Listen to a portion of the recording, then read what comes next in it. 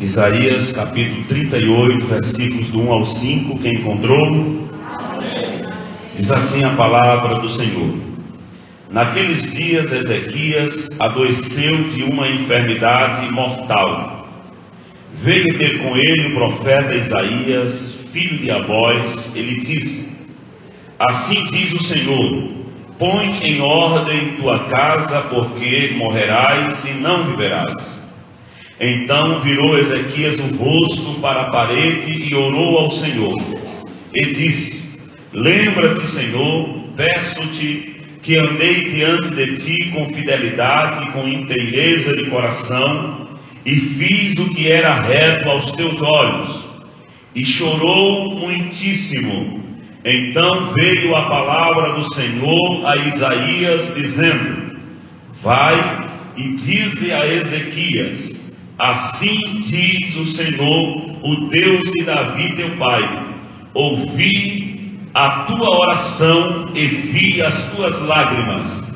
Acrescentarei, pois, aos teus dias 15 anos. Quem pode glorificar ao Senhor por isso? Glória a Deus, glória a Deus. Eu quero falar aqui aos amados irmãos, nessa oportunidade, subordinado ao tema: ouvi a tua oração e vi as tuas lágrimas.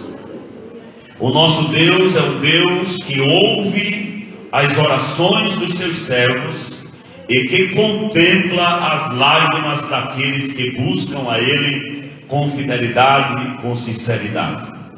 Por isso, nós temos aqui a certeza que Deus há de falar aos nossos corações, tanto ao meu quanto aos corações dos irmãos aqui nesta noite, em nome de Jesus. Quem pode crer nisto?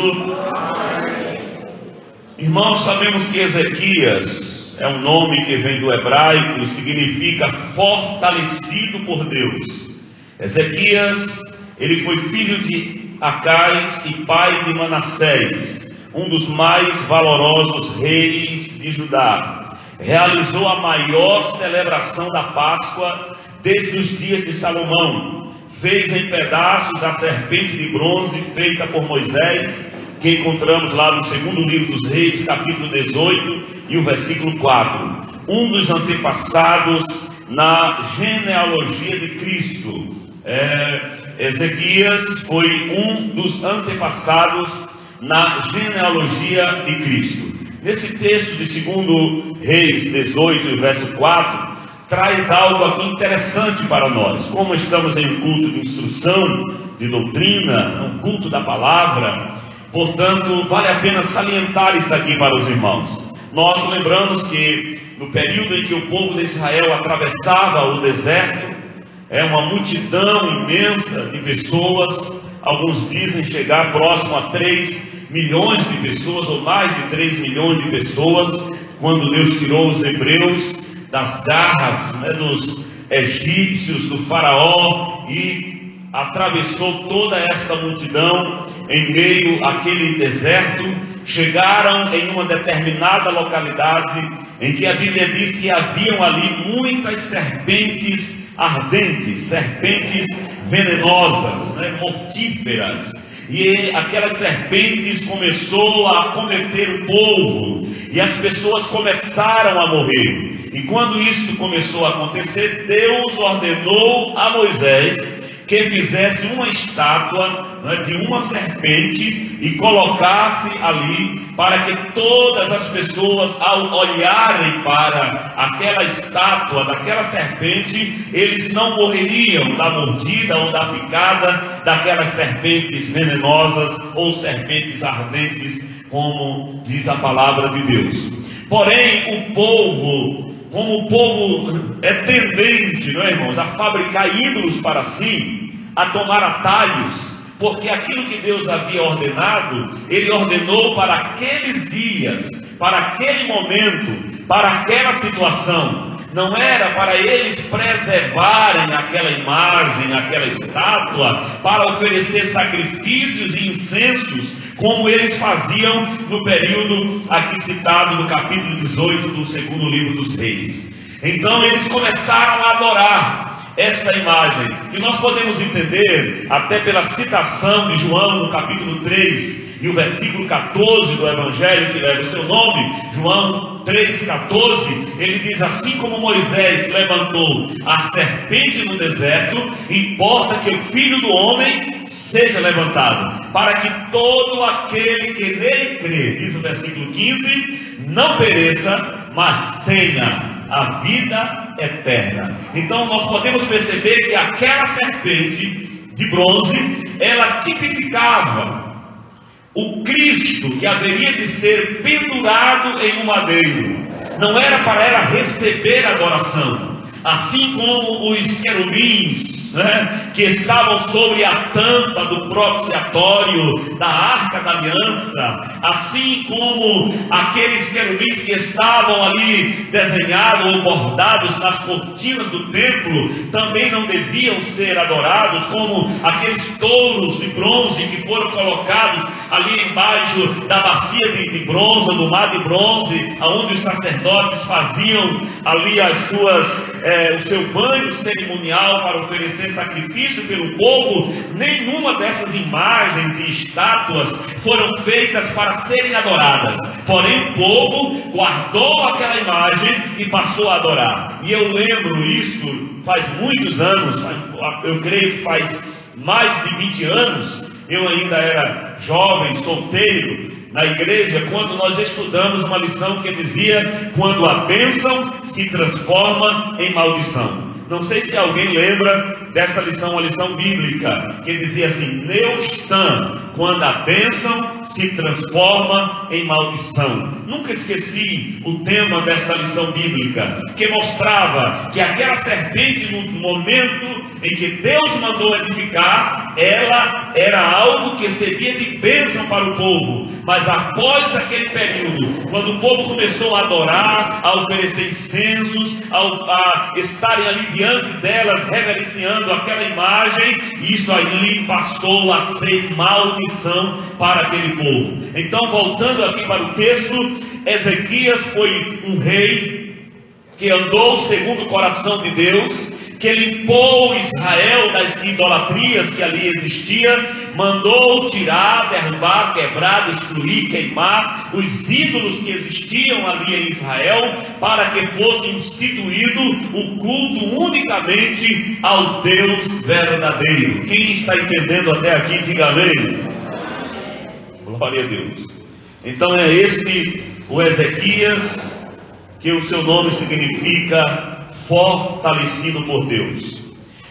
Nós lemos no versículo 1 de Isaías 38, dizendo assim: naqueles dias. Esta expressão, naqueles dias, refere-se ao 14º ano do reinado de Ezequias. Por conseguinte, a sua enfermidade aconteceu durante o tempo da invasão da Assíria, antes da libertação final de Jerusalém. No segundo livro das Crônicas, capítulo 32, versículo 25, nos dá a entender que a enfermidade de Ezequias veio quando ele enalteceu o seu coração com orgulho. Já no capítulo 37 de Isaías, nós vemos aqui Senaqueribe humilhado devido ao seu orgulho. Portanto, podemos dizer aos amados irmãos que Deus não tolera o orgulho dos seus servos, e muito menos vai tolerar o orgulho dos ímpios. Quantos podem compreender isso aqui?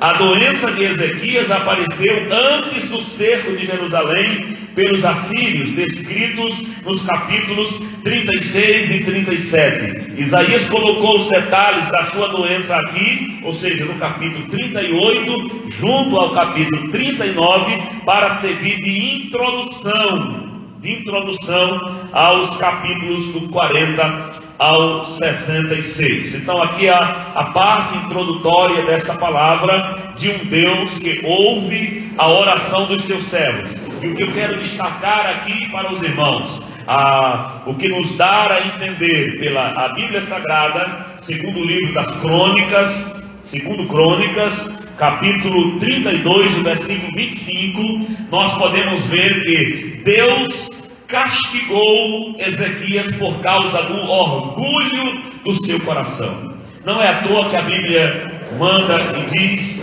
que bem-aventurados são os humildes, porque eles serão exaltados, né? Quando alguém se humilha perante Deus, Deus certamente o exaltará. Porém, aqueles que se exaltam, certamente serão humilhados. Por isso vale a pena ser humilde. Jesus disse: aprendei de mim que sou manso e humilde de coração. E quando alguém aprende a ser manso e a ser humilde de coração, Jesus diz que este encontrará descanso para a sua alma. Quer ter descanso na alma, procure a humildade. E a mansidão é o que nos orienta a palavra do Senhor. Vamos ver aqui algumas lições que nós podemos extrair desta passagem de Isaías capítulo 38, onde relata a história do milagre, tanto da cura quanto do milagre que aconteceu na vida do rei Ezequias. Quando Ezequias ouviu a mensagem, no versículo 2, a Bíblia diz assim, veja, capítulo 38, versículo 2: então virou Ezequias o rosto para a parede e orou ao Senhor. Como diz aí na Bíblia dos irmãos? Os irmãos podem ler todos juntos? Vamos lá?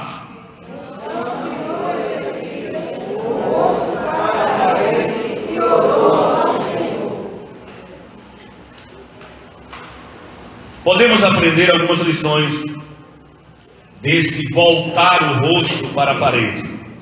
Voltar-se ou voltar o rosto para a parede significa voltar-se das suas vantagens, dos seus méritos supostos e daquelas coisas que nós estimamos muito.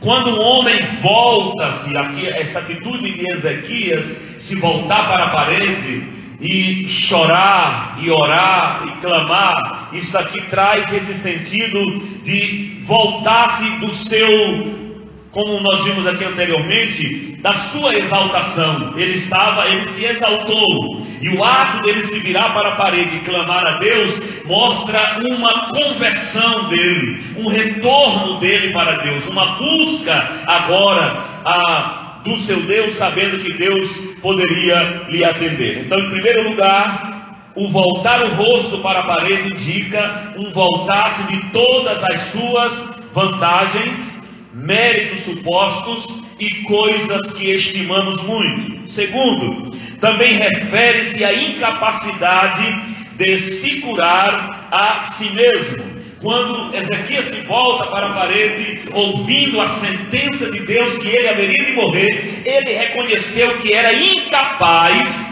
de curar-se a si mesmo. Vê se dá para entender isso aqui. Ele reconheceu que necessitava de Deus, que ele não podia resolver os seus problemas sozinho. Eu disse que o tema dessa palavra aqui é: ouvi a tua oração e vi as tuas lágrimas. Quando o crente se volta a orar e derramar as suas lágrimas diante de Deus, ele está reconhecendo que é dependente de Deus. Aleluia, que ele precisa de Deus, que sozinho ele não consegue fazer. Quando o homem não ora, não busca, não se prostra diante de Deus, é como que ele estivesse dizendo: pode deixar que eu resolvo tudo sozinho, dá para mim fazer tudo por conta própria. Porém, quando você vem buscar a Deus, ou busca o Senhor na sua casa, no seu quarto, ou andando pelo caminho, clamando ao Senhor, você está dizendo: Senhor, sozinho eu não consigo, eu preciso da tua ajuda. Oh, aleluia! Oh, aleluia! Então, voltar o rosto para a parede também indica, este ato demonstra uma rendição. É o que Deus exige de todos que se aproximam dele, e isso independe da causa ou razão e até mesmo da sua condição social. Este ato de Ezequias se virar para a parede demonstra uma rendição, ele estava se rendendo aos pés do Senhor. E nós podemos, queridos irmãos, encontrar na Bíblia Sagrada algumas referências de homens de Deus que tiveram sucesso, que foram prósperos em sua vida, que puderam transcender, superar e ir além das suas dificuldades, quando eles se renderam aos pés do Senhor. Quando eles entenderam que sozinho não podiam vencer. Há um salmo tão conhecido e um verso clássico citado na igreja, quando o salmista disse: elevo meus olhos para os montes, de onde me virá o socorro? E ele responde: o meu socorro vem do Senhor, que criou os céus e a terra. Ele estava reconhecendo naquele exato momento, embora os reinos, os reis, os exércitos esperavam que os seus aliados viessem de sobre os montes para lhes socorrer em suas batalhas, ele sabia que o seu socorro vinha da parte do Senhor nosso Deus. Eu posso ver isso nas palavras de Davi quando ele enfrentava o gigante, quando ele disse: tu vens a mim com espada, com escudo e com lança, mas eu vou a ti em nome do Senhor dos exércitos.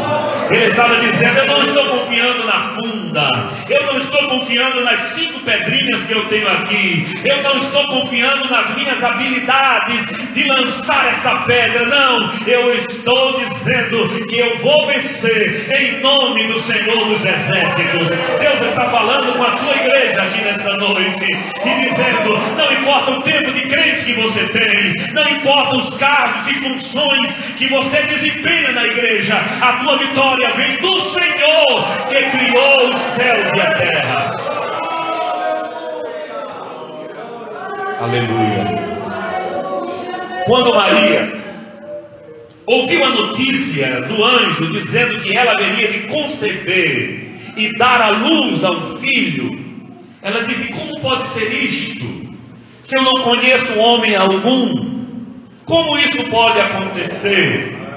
Ela não entendia naquele momento, mas houve uma expressão de rendição daquela serva de Deus, quando ela disse: seja feito com a tua serva como disseste. Da mesma forma, Jesus lá no monte, quando orava lá no Getsemane, ele orou dizendo: Pai, se possível for, passa de mim este cálice, todavia não seja feita a minha, mas seja feita a tua vontade. Ali Jesus estava se rendendo, se prostrando, aleluia, diante do Pai, dizendo ali: seja feito o que o Senhor quer que seja feita a tua vontade. Então o que Deus quer de nós é esta rendição. E Ezequias, ao se virar para a parede, ele ali demonstra uma rendição. Ele está dizendo: agora não consigo só, agora certamente morrerei se estiver só. Mas ele vai falar com aquele que pode resolver, que pode curar, que pode ajudar. Aleluia. Você pode ouvir Deus falando com você através dessa palavra. No versículo 3 do texto de Isaías 38, nós encontramos a Bíblia dizendo assim: e disse: lembra-te, Senhor, peço-te, de que andei diante de ti com fidelidade, com inteireza de coração, e fiz o que era reto aos teus olhos, e chorou muitíssimo. Neste período aqui, irmãos, Ezequias tinha 39 anos de idade. Até agora, ele não tinha filhos algum para lhe suceder. Quando ele morreu, na idade de 54 anos, o seu filho Manassés, que o sucedeu, tinha apenas 12 anos de idade. Podemos ver isso no segundo livro dos Reis, capítulo 21, versículo 1, segundo livro das Crônicas, capítulo 33 e o versículo 1. Aqui nós vemos a oração de Ezequias, quando ele ora, não é? Quando ele ora ao seu Deus. Na oração de Ezequias, nós podemos perceber quando ele disse o coração perfeito, que ele andou diante de Deus com o coração perfeito, não é isso que ele diz? Lembra-te, Senhor, peço-te, que andei diante de ti com fidelidade, com inteireza de coração, e fiz o que era reto aos seus olhos. O que ele estava querendo dizer com isto? Não é? O que ele estava querendo dizer com esta expressão? Da sua declaração, os irmãos, olha aí na sua Bíblia, no versículo 17, da declaração de Ezequias, no versículo 17, nós podemos entender que ele sabia que ele não era um homem que nunca tinha pecado. Quando ele diz aqui, fala de coração perfeito, ele, na verdade, ele não estava falando aqui que era um homem que nunca tinha pecado, porque ele reconhecia que tinha pecado. Alguém pode ler esse versículo aí, o 17? 38, 17. Eis que para minha paz eu estive em grande amargura. Tu, porém, tão amorosamente abraçaste a minha alma, que não caiu na cova da corrupção, porque lançaste para trás das tuas costas todos os meus pecados. Olha aí, ele próprio declara que Deus, por sua infinita misericórdia, não levou em conta os seus pecados, ou seja, lançou para trás de si, da sua costa, os seus pecados. Ele estava aqui reconhecendo, ele não estava afirmando uma pessoa que nunca tinha pecado. Não era isso que ele estava dizendo aqui. Ele não estava aqui afirmando impecabilidade, não. Até porque a própria palavra do Senhor nos diz, em Romanos, capítulo 3, versículo 23, que todos pecaram, inclusive Ezequias. Todos pecaram, diz a Bíblia, e destituídos foram da glória de Deus. Todos pecaram, incluindo ele. Então, quando ele diz coração perfeito, ele não está aqui de maneira alguma afirmando impecabilidade. Então, o que ele está querendo dizer? Na verdade, ele estava referindo-se ao seu esforço para tirar a idolatria de Judá e restaurar a adoração verdadeira no templo, que tinha sido desfeita pelo seu malvado pai Acais, não é? Nos capítulos 29 a 31, nós podemos, no segundo livro das Crônicas, capítulo 29 ao 31, nós vemos esse esforço, a dedicação deste homem para tirar a idolatria ali de Israel. Então vamos entendendo aqui por parte. Em momento algum ele estava afirmando impecabilidade, que ele era um homem que nunca tinha errado ou pecado. E com isso eu aprendo que ninguém nas suas orações pode chegar diante de Deus como fez aquele fariseu da história que Jesus contou, né, que um fariseu chegou e dizia: eu dou esmolas, eu jejum, então querendo como que exigir alguma coisa de Deus. E eu sempre faço questão de lembrar os irmãos, na nossa relação com Deus, Ele é o Senhor e nós somos servos. Ele é o Criador e nós somos criaturas. Ele manda e nós obedecemos. Ele é santo, aleluia. Ele é puro, Ele é justo, Ele é autossuficiente. E eu sou necessitado da sua graça, do seu perdão, da sua misericórdia. E isso eu preciso reconhecer diante de Deus. Amém? Há muita gente que é tentado, né, nas suas orações, dizer: Senhor, eu tenho tantos anos de crente, eu já fiz tantas coisas para ti, quantas ofertas eu tenho dado, quantos dízimos eu tenho dado, não é? Quantas caminhadas eu tenho feito para a tua casa, como se isso fosse obrigar a Deus a lhe fazer alguma coisa. De maneira alguma. O que Ezequias estava mostrando aqui para Deus foi que, embora ele fosse um homem que havia cometido pecado, havia exaltado o seu coração, era um homem com fragilidades igual aos demais homens, mas ele foi um rei que se esforçou para arrancar a idolatria, o culto aos outros deuses no meio do seu povo. Ele estava aqui dizendo: Senhor, como eu tive um coração perfeito diante de ti. O que ele estava dizendo: eu não voltei o meu coração para adorar outros deuses, mas somente a ti. Receba esta palavra aqui em nome do Senhor Jesus. Não permita que nenhuma cilada ou seta do inimigo venha trazer algum orgulho para o teu coração, mas que você reconheça que tudo que temos é dádiva de Deus, é presente de Deus, é bênção vinda da parte de Deus. Aleluia, aleluia. Na sua oração, a Bíblia diz que ele chorou, e chorou Ezequias com grande pranto. Isso demonstra que ele se humilhou diante do Senhor. Humilhação, como sempre, é exigida da parte de Deus para todos que desejam ser agraciados por ele. Mateus capítulo 5, versículo 4, a palavra de Deus nos diz: bem-aventurados que choram, porque eles serão consolados. Salmo 30 e o verso 5 diz: pois a tua ira dura apenas um momento, no seu favor está a vida. O choro pode entrar à tarde para pousar, pela manhã, porém, vem o cântico de júbilo. Em outra versão diz que o choro pode durar uma noite, mas pela manhã vem a alegria. A alegria vem pela manhã. Eu sempre olho para a palavra de Deus, queridos irmãos, e entendo que a maior profecia de Deus para nós é a sua palavra.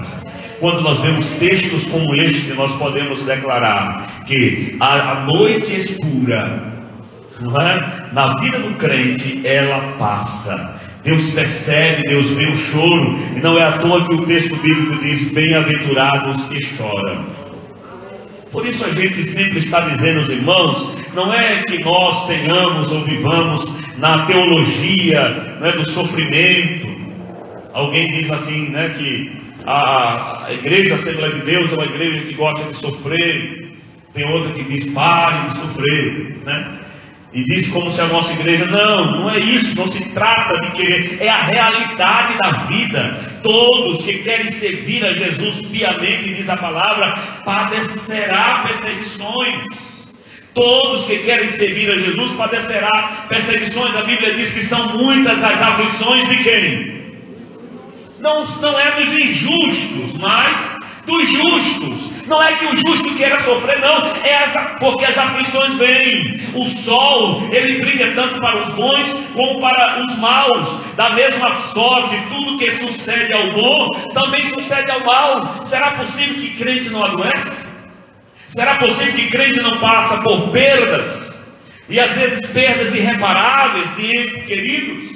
Nesse exato momento tem uma família, tem alguém que está chorando, alguém que é crente, alguém que serve a Deus, que está chorando pela perda de um ente querido. E isto, irmãos, não dá para fechar os olhos diante disto, mas o que nós podemos dizer é que o nosso Deus consola aqueles que choram. Não importa a gravidade do choro, não importa o tamanho do problema, não importa se para nós parece ser algo que não tem solução. A Bíblia diz: bem-aventurados que choram, porque serão consolados. Aquele choro intenso, o grande pranto de Ezequias, foi porque ele ouviu a sentença vinda da parte de Deus por parte de Isaías, que era um profeta verdadeiro. E aquele profeta disse para ele que ele iria morrer. Pode arrumar a tua casa, prepare tudo, porque você vai morrer. Imagina você ouvir a sentença de um médico. Quando alguém vai no médico e diz: meu amigo, o teu caso está sério, não tem solução, não tem cura, o mundo se acaba para você. E imagina ouvir a voz de um profeta de Deus como Isaías, um homem de Deus. Ele entendeu que a situação realmente era grave e certamente ele morreria. Então ele se virou, ele virou-se para a parede chorou, diz a Bíblia, chorou Ezequias com grande pranto. Agora, o que nos conforta é que quando o crente chora, Deus vê, Deus ouve. É o que o profeta voltou lá para dizer: Deus ouviu as tuas orações e viu o teu choro. Porque às vezes a luta nunca passa. Alguém já disse, e é verdade, irmãos, a oração só não funciona se for pouca. Pouca oração é pouca vitória, são poucas conquistas. Muita oração, certamente teremos muitas vitórias. O crente precisa manter este hábito de falar com Deus. Poderia contar aqui tantos testemunhos de grandes vitórias vindo da parte de Deus. O nosso Deus ainda cura. Amém, irmãos? Coisas que para a ciência é inexplicável. É inexplicável. A irmã testemunhou quinta-feira, agora fez 8 dias. Qual é o nome da irmã? Sim? Eu não entendi ainda. Erivânia. Erivânia. Muito bem, irmã Erivânia. Desculpe. Irmã Erivânia, ela estava com pedra nos rins, não era isso? E teria que fazer uma cirurgia. E estava sofrendo muito com isto. E orou ao Senhor. E Deus curou a sua serva. Quando a irmã voltou lá, aleluia. Quando a irmã voltou lá e fez os exames, havia desaparecido, as pedras desapareceram. Nosso Deus é grande e ainda faz milagres e maravilhas. Nosso Deus ainda faz milagres e maravilhas. Este ainda é uma força de expressão, porque Ele não muda. Ele é o mesmo ontem, hoje e eternamente. Quantos podem concordar comigo? Continue orando. Se você tem alguma causa, continue orando, continue apresentando ao Senhor. E Ele é poderoso para ouvir as nossas orações. Glória a Deus.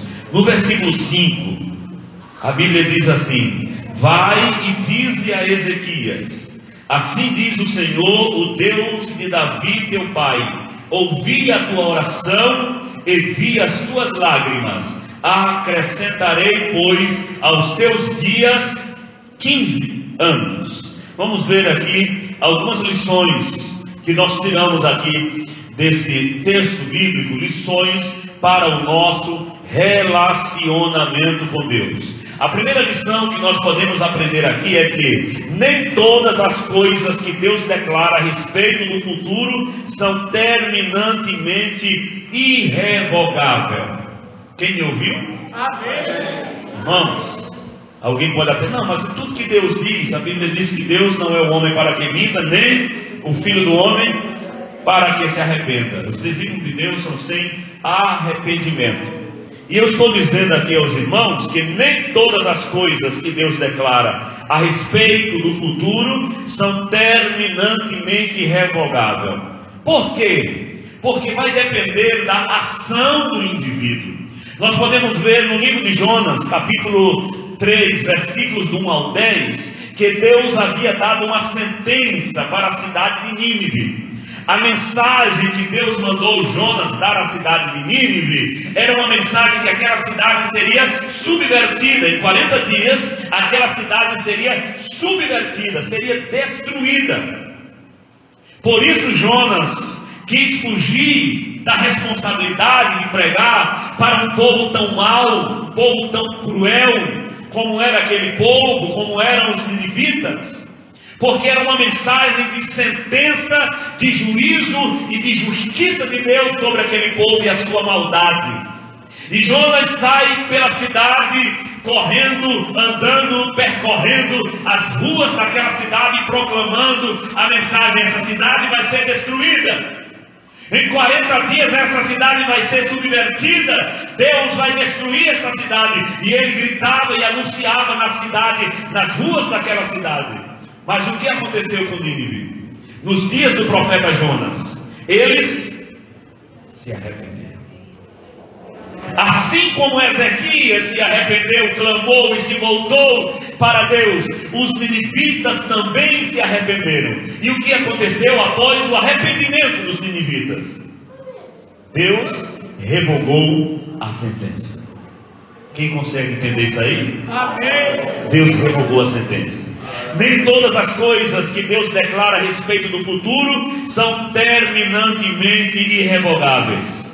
Quando o crente é atingido por alguma tragédia, pode ter a certeza plena de que Deus se importa com o que lhe acontece. Ele é compassível e sensível ao que acontece com você. Deus é compassível, aleluia, ou compassivo, Ele é sensível e Ele é poderoso para se compadecer da necessidade daqueles que se voltam e clamam a Ele. Esta é a primeira lição que podemos entender aqui. A segunda lição: as orações dos crentes têm um efeito sobre Deus, sobre os seus propósitos e na realização do seu plano soberano. Não há dúvidas, irmãos, que o nosso Deus é autoexistente. Não há dúvida que Ele é soberano. Não há dúvidas que Ele é o grande eu sou. Não temos dúvida que Ele faz o que Ele quer. Mas também não podemos duvidar que a oração do crente é poderosa, tem poder. A Bíblia diz que a oração do justo pode muito em seus efeitos. Quando a igreja ora, quando o povo ora, quando o fiel ora, quando o justo ora, move o coração de Deus e sentenças podem ser mudadas. Dá para entender isso aí? Terceira lição: nós podemos aprender o que acontece, pois, na nossa vida, ou na vida da igreja, ou de determinado povo. Ele vem tanto pelo plano de Deus, como pelas nossas orações. Tudo que acontece, ou vem pelo plano de Deus, ou em resposta das nossas orações. Podemos orar para Deus reverter situações. Podemos fazer um clamor, como a palavra do Senhor nos fala no livro das Crônicas. O Senhor dizendo: se o meu povo, que se chama pelo meu nome, o povo dele orar, jejuar, se arrepender dos seus pecados, se converter dos seus maus caminhos, Ele diz que vai ouvir dos céus e vai sarar a terra. Irmãos, nós sabemos, e há tantas questões, não quero entrar no mérito político da coisa, mas quero trazer aqui para a igreja essa sensibilidade da responsabilidade que a igreja tem em relação à oração e orar pela nossa cidade, pelo nosso estado e pelo nosso país. A pessoa tão sem entendimento, irmão, que diz assim: vou fazer isso para que se cumpra a palavra de Deus, para piorar. Já viu aqui? Não, vou votar em fulano porque ele é ruim, então vou votar nele para que se cumpra a palavra de Deus. Não precisa disso não, irmãos. Nós devemos orar para melhorar. Para piorar, você não precisa orar para piorar nada não. Quem está entendendo aí? Amém. Crente não é feiticeiro nem bruxo não, você é servo de Deus. Somos o povo da luz. Nosso irmão leu aqui: nós somos a luz do mundo. Nós somos a luz do mundo, a igreja é a luz do mundo. Nós somos o povo do bem, que nós precisamos orar para que o índice de criminalidade baixe. Nós precisamos orar para que essa ideologia de gênero que vem para destruir com as famílias, com a inocência das nossas crianças, isso venha cair por terra. Nós precisamos orar para que os demônios que têm se levantado contra a ética, a moral, os bons costumes e a igreja do Senhor Jesus caiam por terra e voltem para os seus lugares.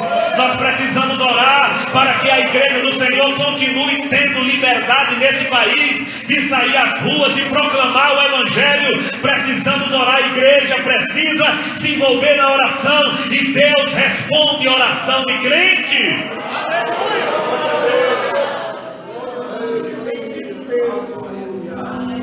Glória a Deus. Quarta lição: devemos sempre manter a convicção bíblica de que a oração muda as coisas. Vamos entender isso, irmãos? A oração muda as coisas. Se Ezequias não tivesse orado, as coisas teriam transcorrido normalmente, ou seja, já havia uma cova certamente lhe esperando naquele dia. Mas ele orou e a situação mudou. Amém, irmãos? Ele orou e a situação mudou. Deus está chamando o seu povo para a oração. Precisamos orar para que a situação venha a mudar. E para concluir, o nosso Deus é um Deus que muda a sentença. Veja aí na sua Bíblia, no primeiro livro dos Reis, capítulo 21 e o versículo 29, a palavra diz assim: não viste que Acabe se humilha perante mim? Por isso, portanto, se humilha perante mim, não trarei o mal enquanto ele viver, mas nos dias do seu filho trarei o mal sobre a sua casa. O mau juízo de Deus viria sobre Acais, mas porque ele se humilhou, Acabe se humilhou, Deus mudou a sentença e disse que no seu dia não viria aquele juízo, aquela sentença, o mal que Deus havia falado, mas viria no futuro. Ezequiel capítulo 33, versículos do 13 ao 16 diz a palavra: quando eu disser ao justo que certamente viverá, e ele confiando na sua justiça praticar iniquidade, nenhuma das suas obras de justiça será lembrada, mas na sua iniquidade que praticou, nessa morrerá. Demais, quando eu também disser ao ímpio, certamente morrerás, e ele se converter no seu pecado e praticar a retidão, se esse ímpio restituir o penhor, devolver o que ele tinha furtado e andar nos estatutos da vida, não praticando a iniquidade, certamente viverá, não morrerá.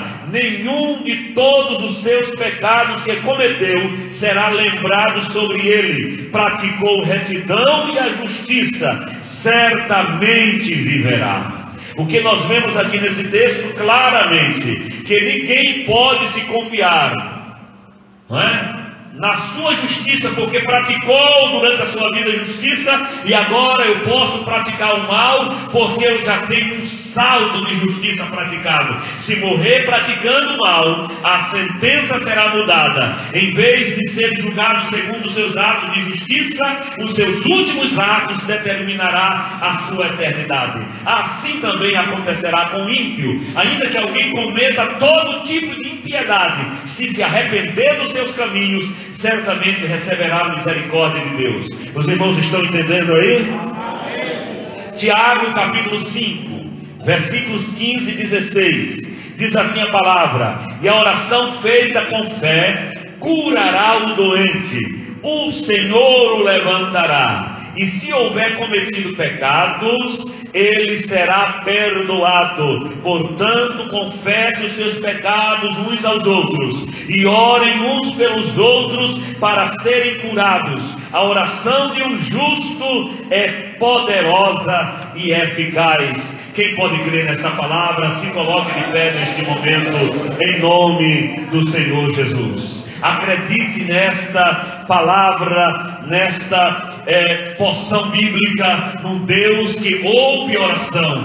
Deus ouviu a oração de Ezequias e o curou, e lhe acrescentou 15 anos de vida. Como Deus é maravilhoso, não é, irmãos? Como o nosso Deus é maravilhoso. Ele estava aqui com 39 anos de idade, como eu já disse aos irmãos, e ele não tinha sequer filhos para assumir o seu lugar no trono. Mas ele creu em Deus, se arrependeu dos seus pecados, orou ao Senhor, e Deus ouviu a sua oração. Eu quero dizer aos irmãos aqui, não importa a situação que você tenha passado ou vivenciado, que esteja passando neste momento, Deus colocou essa palavra no meu coração nesta noite, para dizer aos irmãos irmãos, que Ele ouve a oração de crente.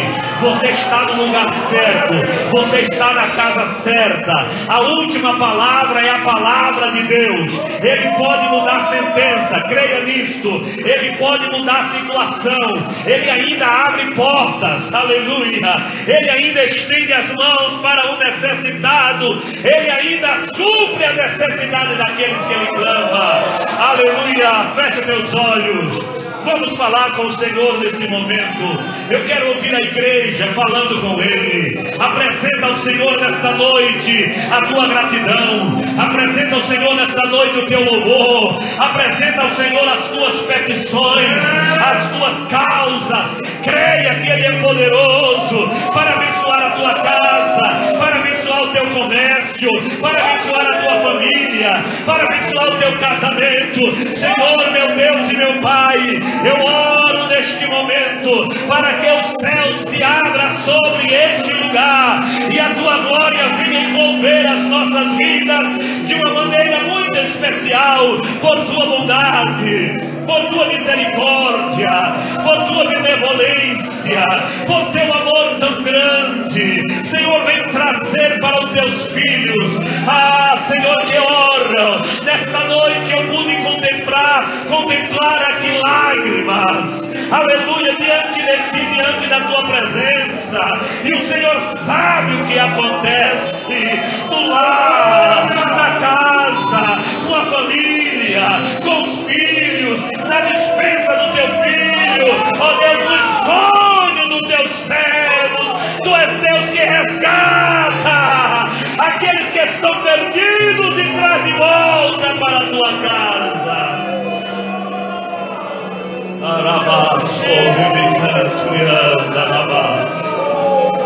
Aleluia, aleluia, aleluia, aleluia, aleluia, aleluia, aleluia, aleluia. Creia no Deus que muda a sentença, creia no Deus que cura as enfermidades, creia no Deus que salva, creia no Deus que restaura, creia no Deus que pode mudar a natureza do homem, a velha natureza em uma vida nova, renovada. Aleluia!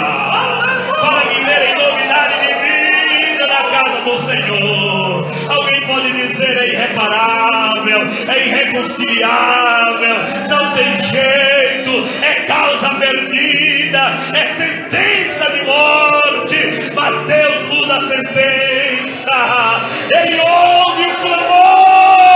Aleluia, aleluia, aleluia, aleluia, aleluia, aleluia, aleluia. Senhor, eu oro por teu servo, por tua serva e por cada causa, ó Deus, apresentada aqui diante de ti. Eu oro por nossa pátria, eu oro por nossa nação, eu oro, Senhor da glória, que o Senhor venha trazer paz, prosperidade, crescimento, ó Deus, espiritual, financeiro, econômico, estabilidade, ó Deus, para a nossa nação, progresso para a nossa nação. Livra-nos, Senhor da glória, do mal, livra-nos, Senhor, das garras do inimigo que espreita para devorar os incautos. Pai, dar sabedoria, dar entendimento, dar conhecimento, ó Senhor, e aviva essa nação com o teu poder, com a esperança do Deus vivo e poderoso, que é grande, que é maravilhoso e que faz milagres e maravilhas. Recebe a nossa oração, meu Deus, e abençoa o teu povo. Cada vez que a minha fé é provada, cante. O Senhor é quem nos dá a chance de viver, aleluia, um pouco mais. Montanhas e vales, desertos e mares, cada vez me levam pra perto, oh aleluia.